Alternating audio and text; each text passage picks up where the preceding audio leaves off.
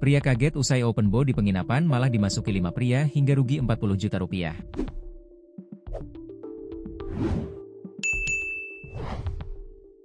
Nasib pria pesan open BO di penginapan malah kena peras komplotan.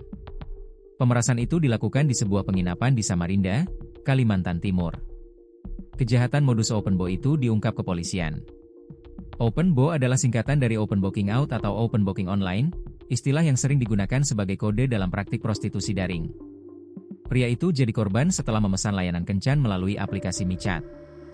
Bukannya berakhir di pertemuan singkat, korban justru dijebak dan diperas hingga puluhan juta rupiah. Kapolsek Samarinda Seberang, AKP Baihaki, menjelaskan bahwa peristiwa tersebut terjadi pada Jumat, 13 Juni 2025, sekitar pukul 13.30 WITA, di sebuah penginapan di Jalan Bung Tomo, Kelurahan Baka, Kecamatan Samarinda Seberang. Sebelum pertemuan, perempuan yang dipesan korban sempat meminta dibelikan 2 paket sabu seharga Rp300.000. Korban memenuhi permintaan tersebut.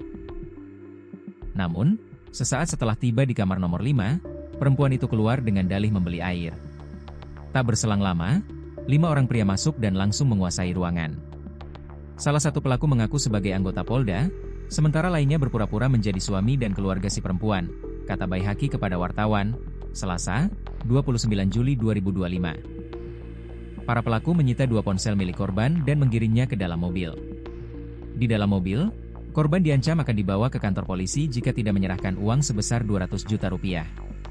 Karena tak memiliki dana sebanyak itu, korban akhirnya mentransfer 40 juta rupiah yang didapat dari pinjaman ke rekening atas nama Winda Wulandari. Belakangan diketahui juga merupakan bagian dari komplotan. Tak gentar meski diancam, korban kemudian melaporkan kejadian itu ke Polsek Samarinda Seberang. Bermodalkan laporan tersebut, unit Reskrim Polsek Samarinda Seberang bergerak cepat. Pada Rabu malam, 9 Juli 2025, polisi menangkap perempuan bernama Desi Ratna yang disebut menjadi umpan dalam aksi tersebut. Dari pengakuannya, polisi memperoleh 3 nama lainnya, Lois Andinata, Sahar, dan M. Rizal alias Ical. Uang hasil pemerasan dibagi. Desi dan Lois masing-masing dapat 15 juta rupiah, Sahar dan Rizal masing-masing 5 juta rupiah, kata Baihaki. Sahar dan Rizal kemudian diamankan malam itu juga. Polisi lalu memburu 2 pelaku lainnya, Lois dan Winda, yang diketahui sebagai pasangan kekasih. Lois diketahui berperan sebagai polisi gadungan yang menakut-nakuti korban. Keduanya akhirnya ditangkap pada Kamis dini hari, 24 Juli 2025, di kawasan Jalan P. Antasari, Teluk Lerong Ulu, dalam operasi gabungan bersama tim Jatanras Polresta Samarinda dan Polda Kaltim. Meski mengaku baru pertama kali melancarkan aksi, kepolisian tidak langsung percaya. Lois, misalnya, ternyata memiliki sejumlah catatan kasus di tempat lain. Dia sudah beberapa kali dilaporkan.